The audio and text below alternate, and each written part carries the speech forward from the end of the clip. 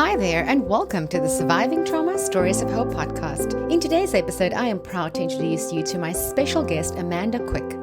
Amanda is a soon-to-be published author, mother of 3 boys, wife, quantum energy healer, speaker, and coach. Her memoir, The Sex Trafficker's Wife, available January 2023, shares the most significant trauma of her life when her then-husband was arrested for attempted human trafficking in 2016. That event was a pivotal moment that changed everything. It was her catalyst for a spiritual awakening and taught her how vital it was to take back her power and fight for herself and her children. Today, she runs a healing and coaching business helping others and does work through her nonprofit organization. This podcast discusses the horror of being a sex trafficker's wife, processing the shock and disbelief, the power of choice, taking action, spiritual awakenings, and healing. It has been my pleasure to have Amanda join me, and I know my listeners, this episode is one you will enjoy.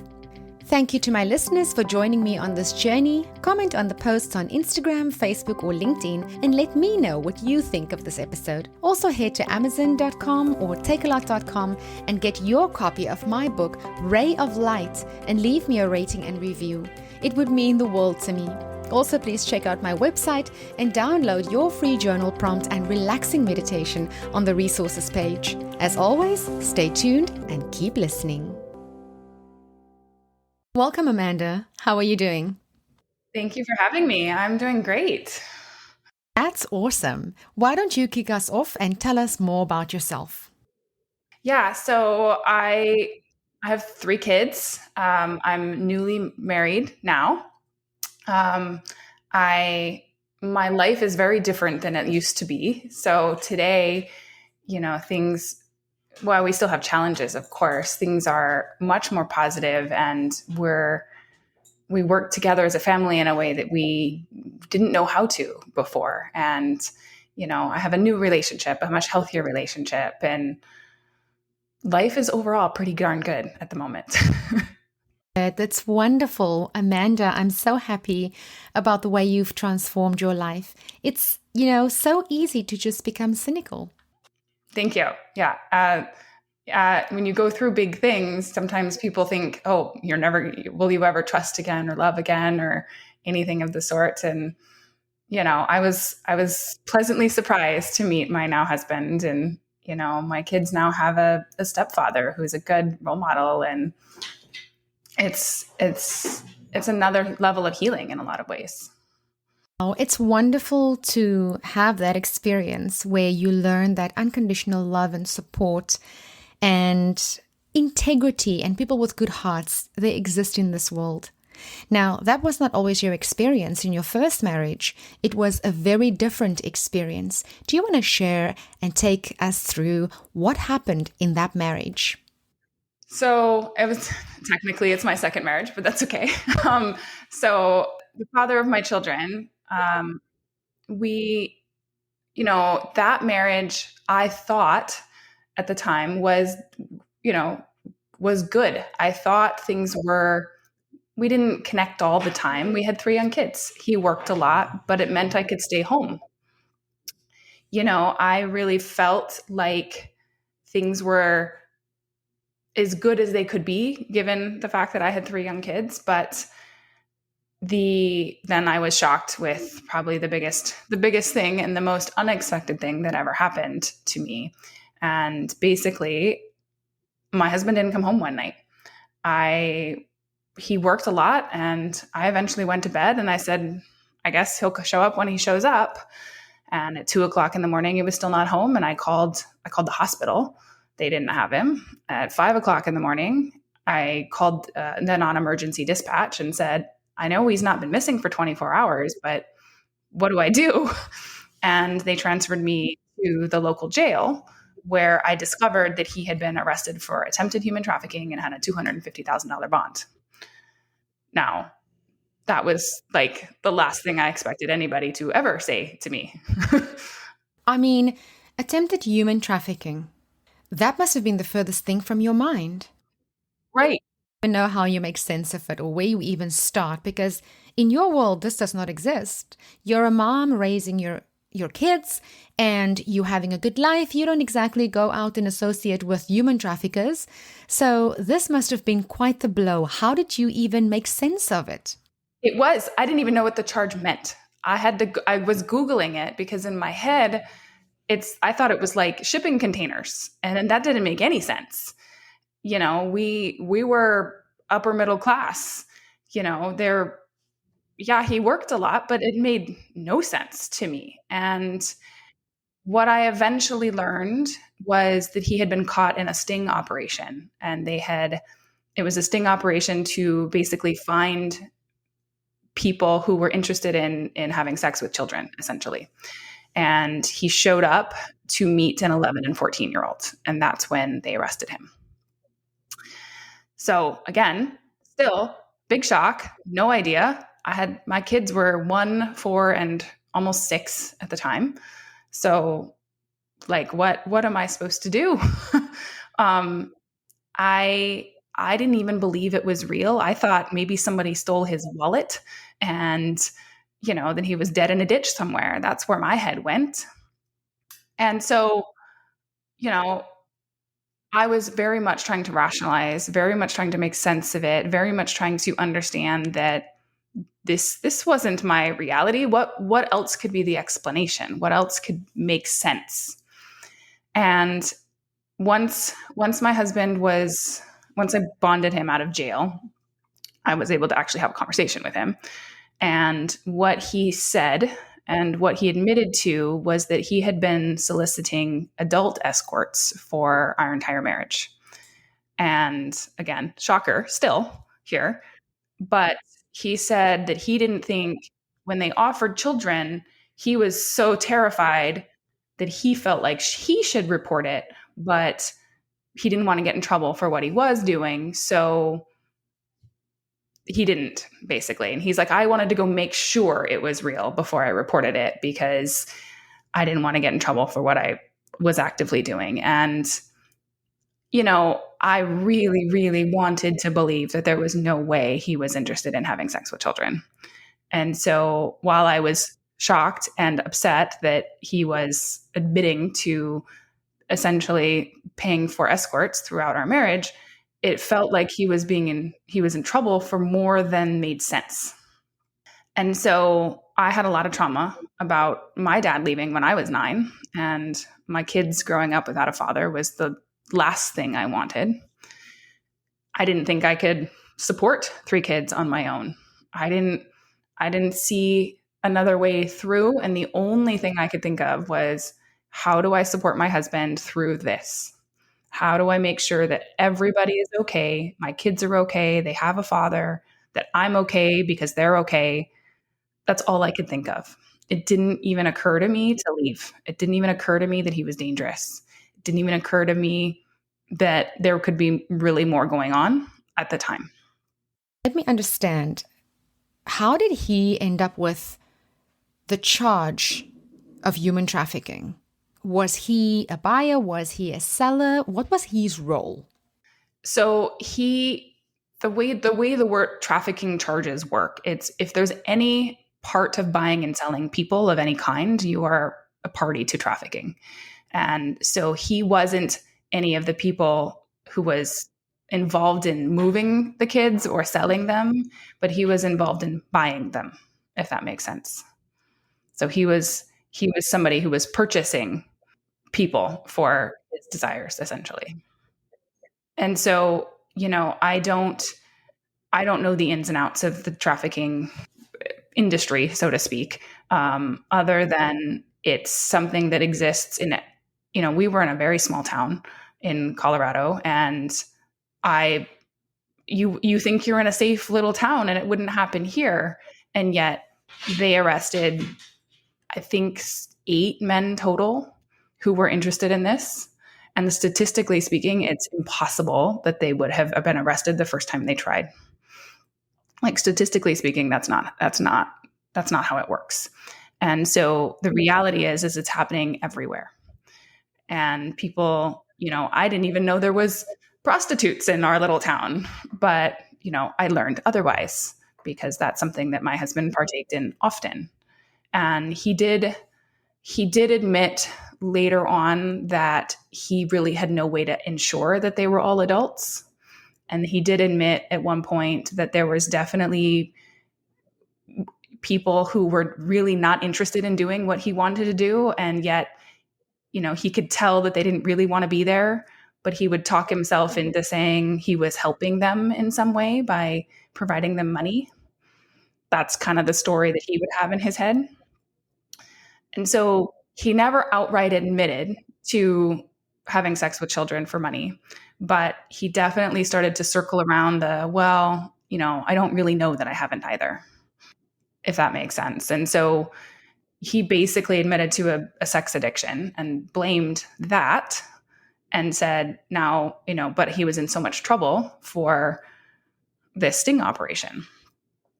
And so I felt obligated to stay and support him. I felt like I had no choice because I had 3 kids, and how was I supposed to do this on my own and all of that. And so I stayed and supported him through the criminal trial.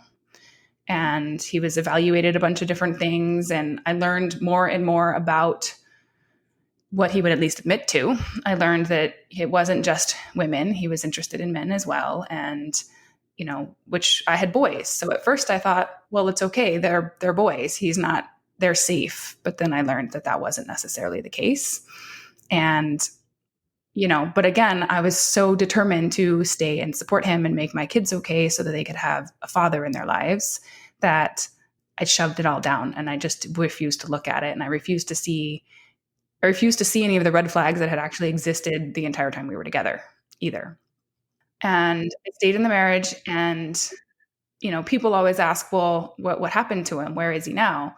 Well, a privileged white middle class man received 4 years of probation, and that's it, for trying to have sex with an 11 and 14-year-old.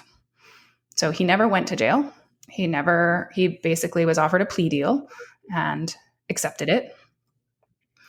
And so there wasn't really any big consequences in a sense. He just came back home. In fact, he was able to move back in, and he was on probation, which as a sex offender is different, but other than losing his job, there wasn't a big consequence. And, this was a public offense. This was in the papers and everybody knew, and it was very, very public out there.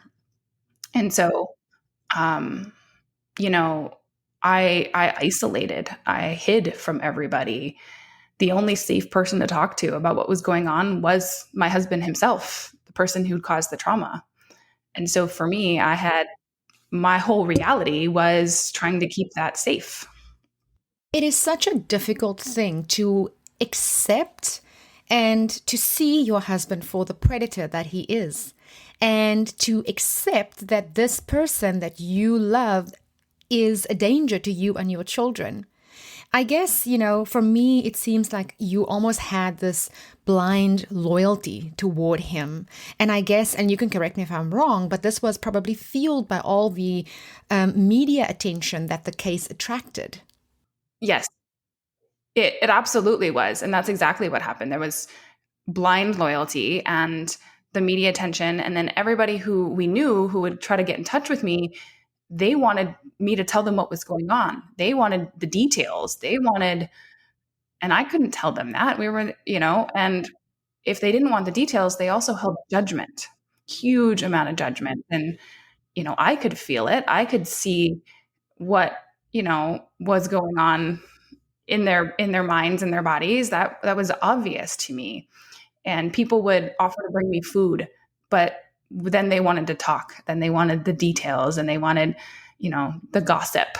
And, it was absolutely, all it made me do was isolate even further, because, the first article that came out in the paper felt like somebody had painted a red A on my door, like it was all of a sudden, this is where we are and this is what we're doing. I felt like I was going to be associated with the crime, that I was actually scared for a while that they were going to come take the kids away from me, because if they thought somehow I was connected to whatever was happening, that I was going to be in trouble, just guilty by association even.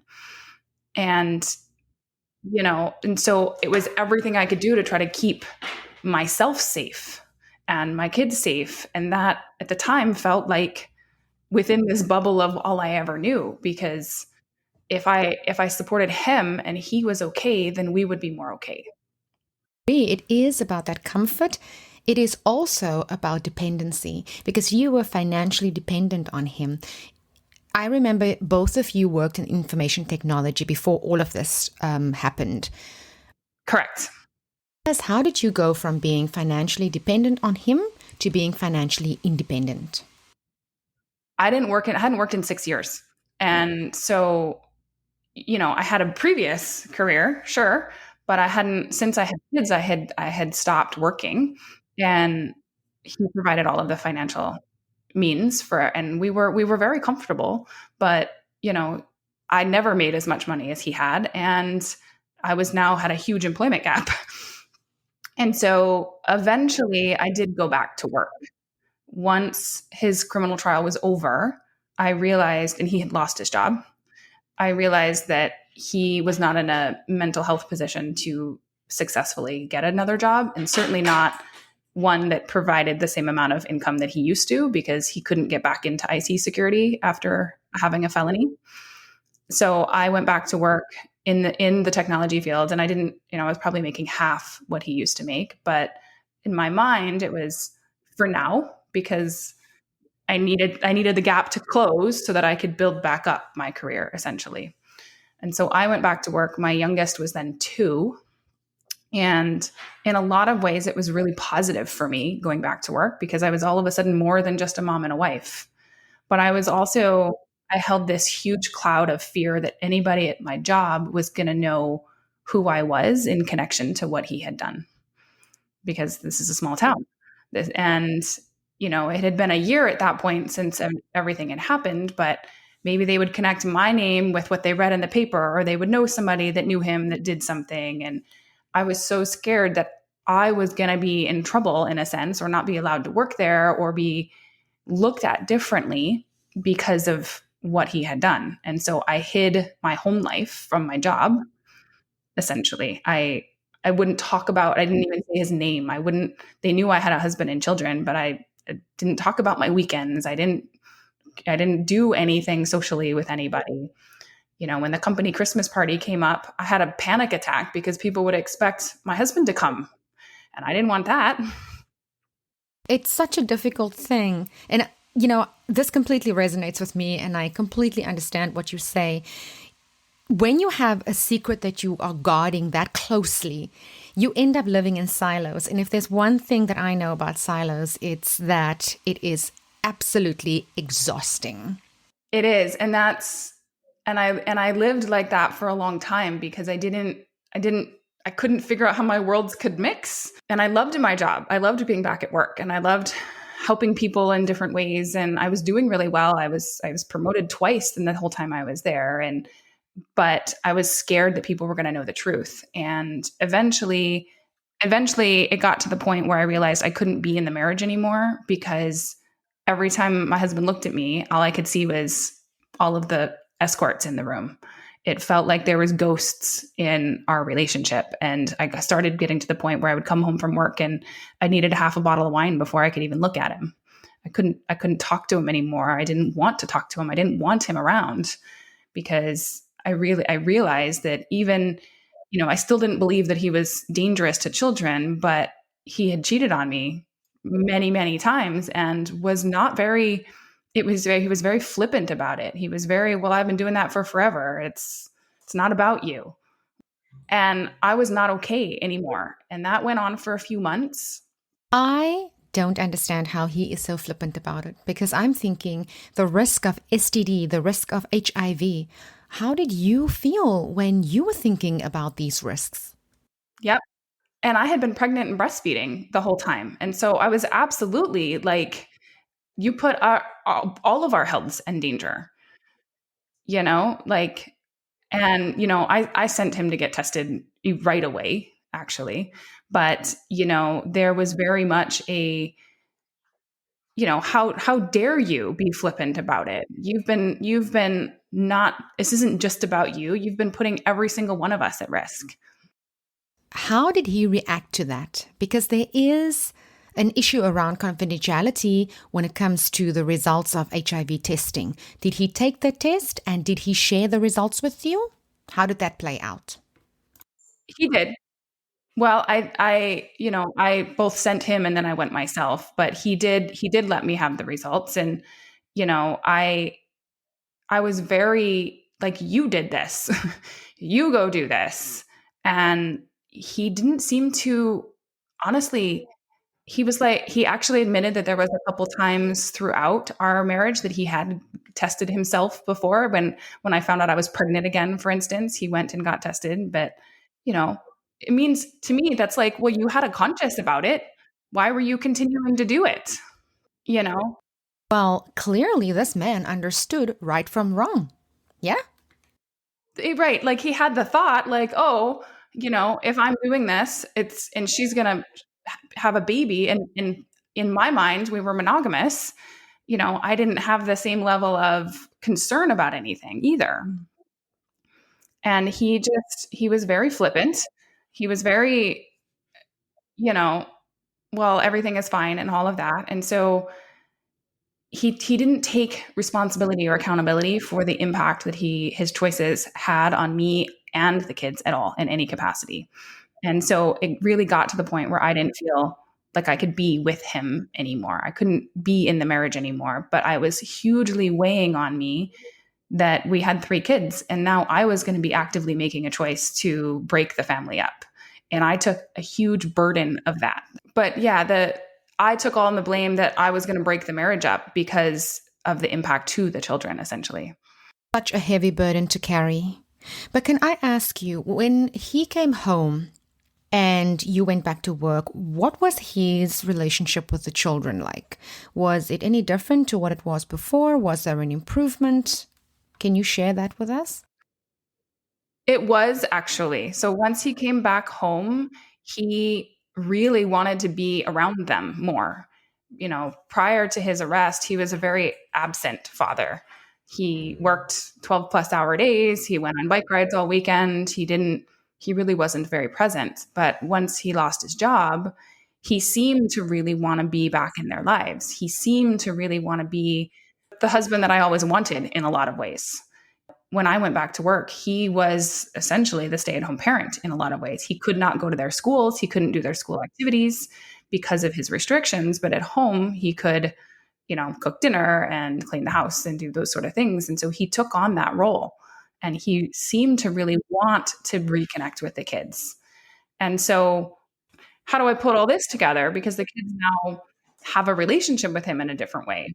And so what happened is I found myself attracted to a coworker actually, and I decided that I could not be intimate with somebody who had been, completely disregarding of me and had been essentially cheating on me over and over again anymore. And I wasn't also going to just cheat on him either. I was going to talk about it. I was going to say so, and I was going to be out in the open about it because I knew how it felt to be cheated on. So I wasn't going to do that.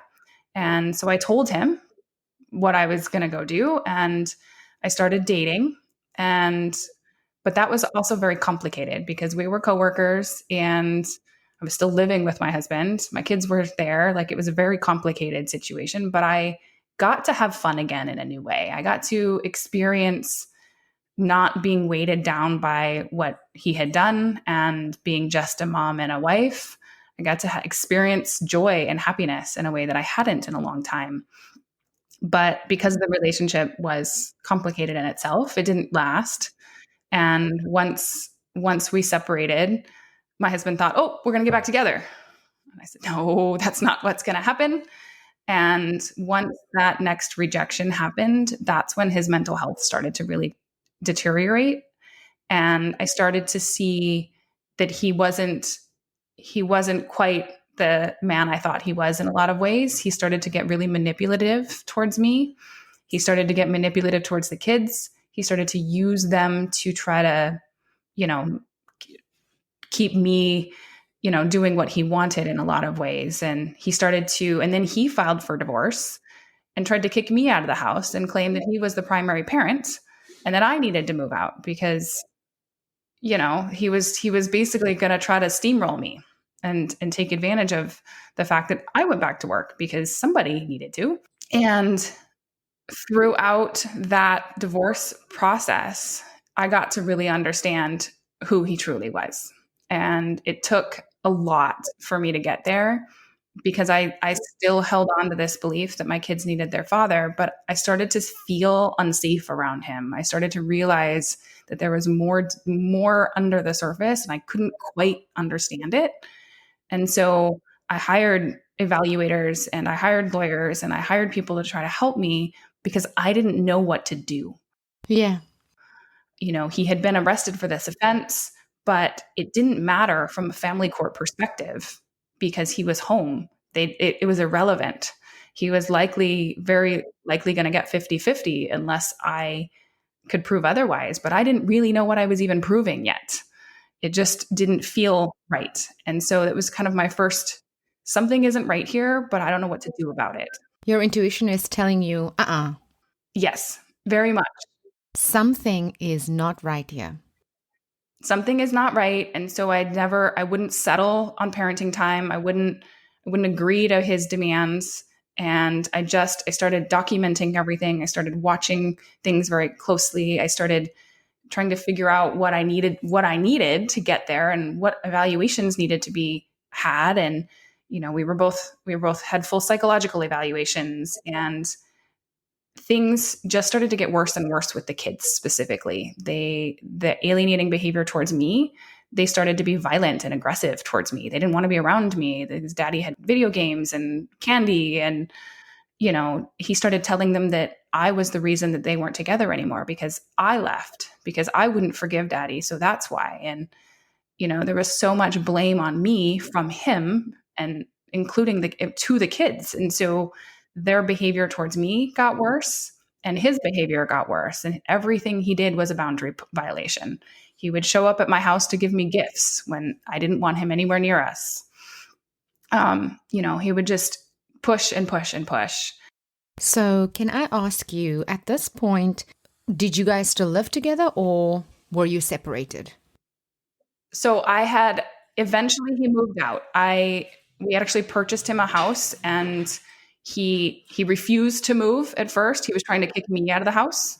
He wanted me to move. And the first hearing we had, the judge was like, "That's ridiculous. She doesn't want him in there. He needs to move." And so he was forced to move out. But the house he was in was very close. It was like literally next door to the other house, because at one point in time we thought being close would be easier on the children because, when they forget things, it's right there, or, somebody has something going on and another parent is close. And we thought that would be easier when we thought we were going to be a positive co-parenting family. But, so he was moved out, but he wasn't very far away. And so he was every chance he could to push the boundaries. And I started to feel not safe even in my house, even though he wasn't living there anymore. He was so close that he would be walking up and down the street, peeking in the windows, it felt like. And people were telling me that, he's going to, it was basically exhibiting stalking behavior is how it felt. And I felt watched. But it wasn't until my kids, my middle son specifically, started behaving differently towards me that I really started to get scared. My son, who was 7 at the time, started to almost like come on to me in a way when we were sitting down to watch movies, and I was like, what is going on with my kid? This is not okay. And the energy behind it was really inappropriate, and I was like, what is going on in that house? I started to realize that there was more unsafe things going on, and I started to feel like, wait a minute, like is it really that?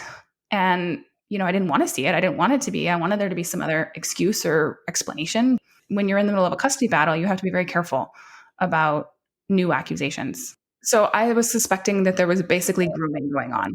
I was suspecting that he was grooming them in an inappropriate way. And what that looks like is just boundary violations, essentially. You just normalize inappropriate behavior. But, nothing, not actual anything, but, getting close in a way, and the energy behind what you're doing is not quite right. And And so the grooming itself can look like many different things, and almost all of it can be explained. All of it can be normal and no big deal until the boundary gets pushed just a little further. And so the energy behind what my kids were doing felt that inappropriate sexual energy. And it was like, where is that coming from? And my lawyer was like, we have to proceed very carefully because, while he has that history, making that kind of accusation can backfire in court a lot. And I didn't want that to happen either. And so I had to be very careful, but also at the same time, I'm still having to send my kids over there every other day. And then my son, who was 7 at the time, out of nowhere, driving him to school one day, and he says, "Sometimes I suck on daddy's fingers." And I went, "What?" And couldn't say anything, couldn't talk about it, couldn't, you can't freak the kid out. You can't do anything like that. You just have to, okay, have a good day at school. um, and I talked to his therapist. I talked to my lawyers. My therapist asked me to have him show me. And another week or so later, he showed me, and it was as bad as you could imagine. And so then I filed a Child Protective Services report, and Child Protective Services interviewed him. They scared the crap out of him, honestly. That he was hiding under the table when Child Protective Services was interviewing him. He didn't want to talk to the guy, and the guy was very direct and did not understand how to speak to children. And then they interviewed my ex, and he denied everything. Oh, that was just a silly game, and I told him it was inappropriate, and it stopped. And they dropped it. They let it go. So, was this only Child Protective Services that was looking into this matter, or did this actually go to court? Well, and it didn't actually go to court because they refused to go further with it, right? It was just, they dropped it. They said, nope, there's nothing here. That's it. Case closed. And so that was the point where I started to feel like nobody could help me. I was doing everything and nothing was going to happen. I was realizing that we were going to likely end up sharing custody, and this was a man who was very likely going to abuse my children. And my therapist was like, I can't even believe what's happening and that nobody's doing anything. And the evaluator was very stuck with, well, this is the statutes in the state of Colorado. And, there was all of this legal red tape stuff. And I was like, he was arrested for trying to have sex with an 11 and 14-year-old. My kids are exhibiting, inappropriate behavior, and nobody seems to connect this dot. What? And at that point, my therapist at the time, who was a regular mental health therapist, says to me, "Have you ever considered seeing a psychic?" And I went, "Is that even real?" I was very agnostic. I was like, "Are you sure?" And she said, "I know a good one." And I'm like, you know what? I'll try anything, because that's the point I was at. I felt like I was doing everything. The system itself was saying, no, it's fine. And I was like, well, clearly it's not. So somebody else has an idea. I'll try it. And I went to the psychic, and the psychic was telling me, as she sat me down, she said she was reading a past life of mine where we were together, and at the time he was a drinker, and so he wasn't the same type of thing, but there was still an addictive behavior. And in that life, he was physically violent. And he was physically violent towards me, and it got worse after the kids were there, because I would step in front of the kids and I would protect the kids. And in that life, the way she spoke about that life, the things that was running through my mind at the time, I was like, how is this lady in my head? How does she know that that's exactly how scared I was to leave him, to be on my own with kids? I didn't think it was possible. Like, she kept saying those things. And I was like, what? What? Like, it started to open this, how does she know? And kind of thing. She knew exactly how I was feeling and why I had stayed and why I was scared right now and why. And then she says, in that life, he beat me to death. He threw me down the stairs in front of the kids, and that the fear that I was holding, and then why I was so scared of him in that moment, and it was because I was still holding on to the fear of that old lifetime. And it wasn't this lifetime fear. He had never laid a hand on me in this lifetime. but I was still holding on to that fear. And that's what I was operating from. I was too scared to go do anything and to stand up. And I said, okay, I see it. I see that's why I'm scared of him. And then she tells me, the reason you're here, the reason your angel sat you down in this chair is because you need to make a choice. And I said, okay. She said, you need to choose that you are done with this pattern for good. And I said, well, I thought I did. I'm done. She said, no. You're still holding on. There was some part of me that was still holding on to this belief that he could get better, that he could heal, that the kids could have their father in their life, that maybe there was some other explanation. I really, really was, it was obvious. And yet there was this piece of me that still really wanted him to get better so that we could be a family again. And I had to really see that he had zero interest in it. And I had to see that it was going to kill me in some ways. It was going to break me and hurt my kids if I continued down any path where I had that option open. And so she's like, you need to choose now. Love that that resonated so well with you and that you could find healing in those words, and it gave you a really good perspective on your life, and that, it was reassuring in many ways. I wanted to ask you, throughout this entire ordeal, with all the facts that you've had before you, did you ever just look for the guy that you were married to? The one that you fell in love with?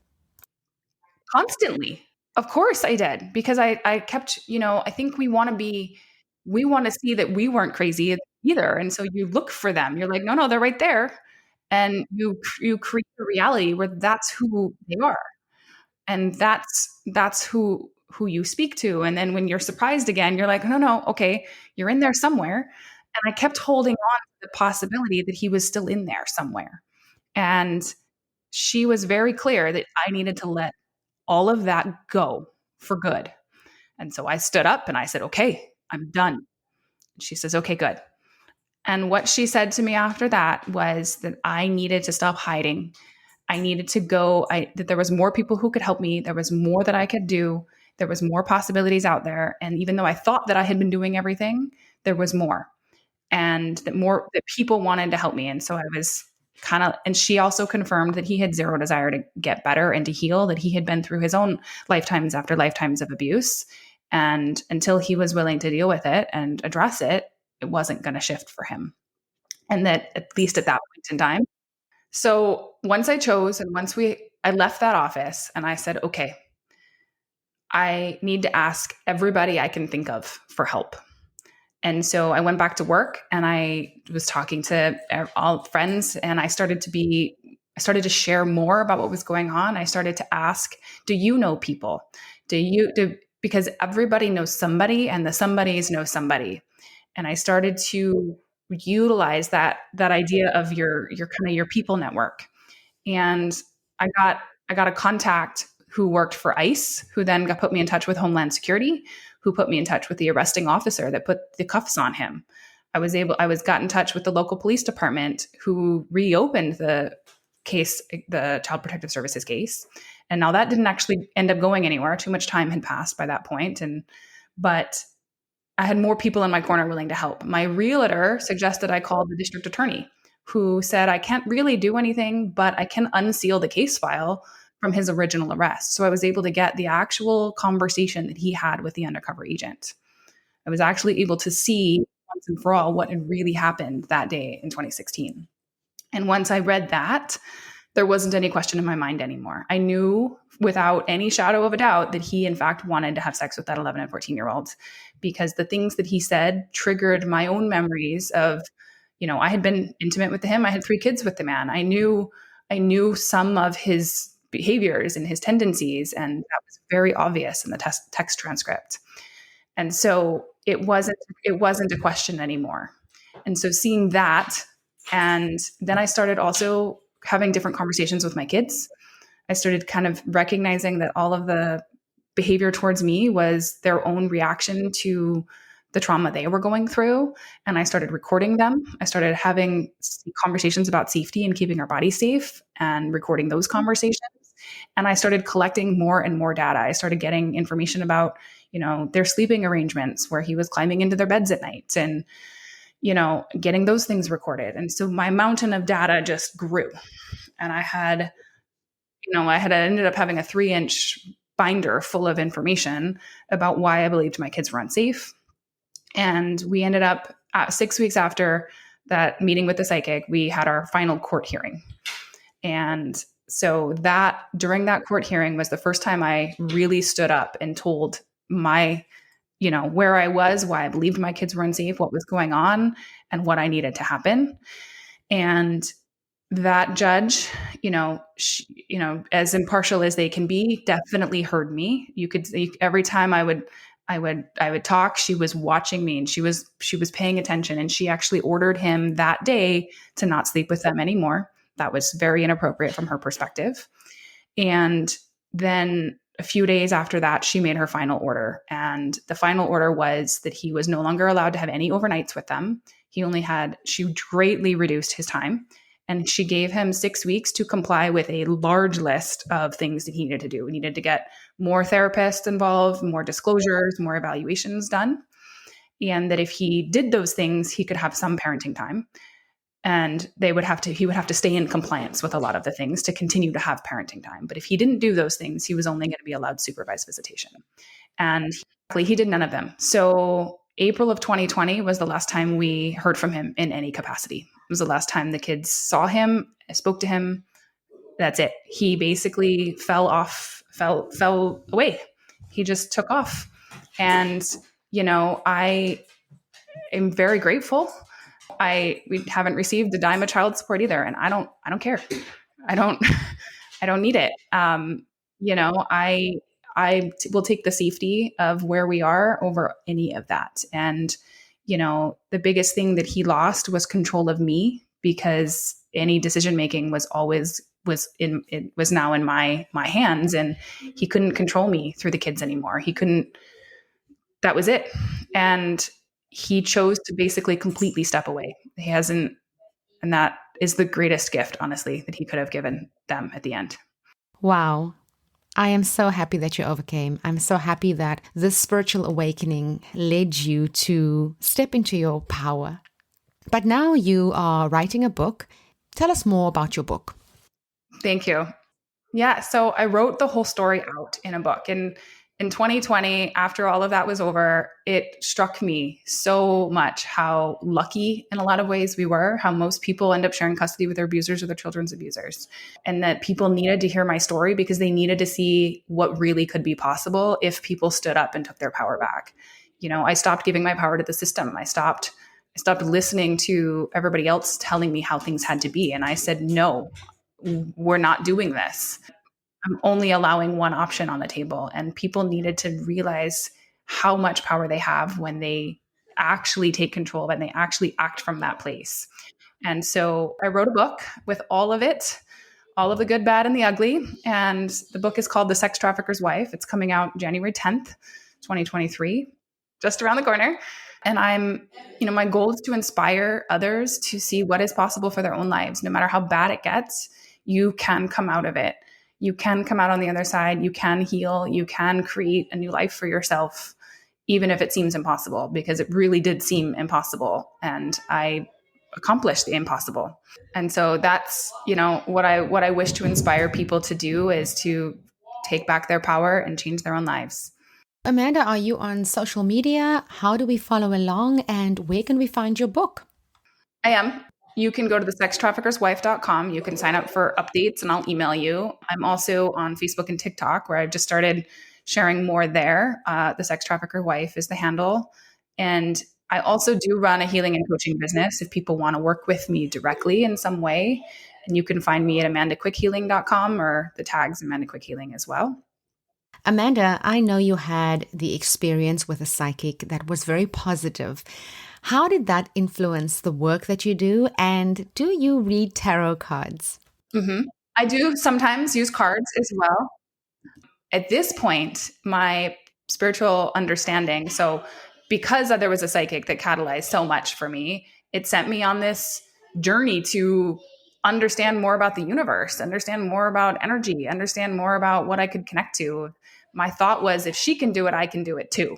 And so I sent myself on this journey of healing and learning quantum energy healing and learning about emotional and subconscious programming. And so the work that I do is really focused on, it's actually in more of the quantum realm outside of time and space, recognizing that we can connect to our future selves and we can have our future selves help us through these situations. And we can bring that into our bodies now, here, today, and we can release the things of the past at the same time. And so tarot is pieces of it, but I also at this point channel direct knowledge from spirit that I help people actually shift their own stuff.